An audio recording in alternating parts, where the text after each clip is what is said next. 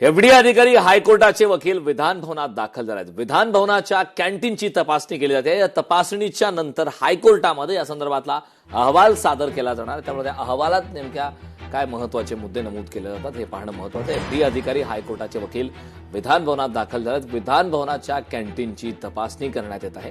तपासणीनंतर हायकोर्टामध्ये अहवाल सादर केला जाणार आहे।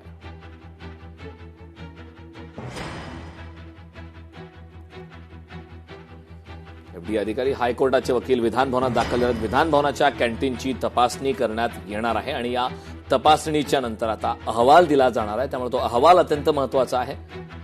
विधान भवनाच्या कॅन्टीनचा सुद्धा मुद्दा पुन्हा एकदा तापलेला आहे। हा मुद्दा उपस्थित करण्यात आलेला होता। एफडीए अधिकाऱ्यांच्या माध्यमातून आता ही कारवाई करण्यात आली आहे। विधान भवनाच्या कॅन्टीनची तपासणी सुरू आहे। एफडीएचे अधिकारी हायकोर्टाचे वकील हे विधान भवनात दाखल झाले आहेत। विधान भवनाच्या कॅन्टीनची आता तपासणी केली जाणार आहे। तर तपासणीनंतर हायकोर्टामध्ये या संदर्भातला अहवाल सादर केला जाणार आहे।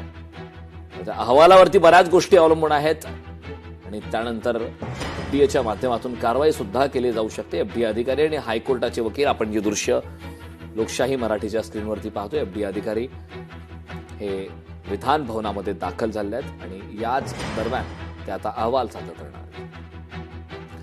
उपमुख्यमंत्री सुनेत्रा पवार बीड जिल्ह्याच्या दौऱ्यावर आहेत। सुनेत्रा पवार यांनी कंकालेश्वर मंदिरात दर्शन घेतलंय। मंदिरात दर्शन घेऊन विविध विकास कामांची पाहणी केली आहे। मंदिर परिसरातील सुरू असलेल्या तथा सुरू होणाऱ्या विविध विकास कामांची यावेळी पाहणी करण्यात आली। माजी मंत्री आमदार धनंजय मुंडे, आमदार विजयसिंह पंडित यांच्यासह अनेक नेते मंडळ हे त्यांच्यासोबत होते। उपमुख्यमंत्री सुनेत्रा पवार यांचा बीड दौरा आणि बीड दौऱ्याच्या ठिकाणचे आपण हे दृश्य पाहतोय। सुनेत्रा पवार यांनी कंकालेश्वराचं दर्शन घेतलंय।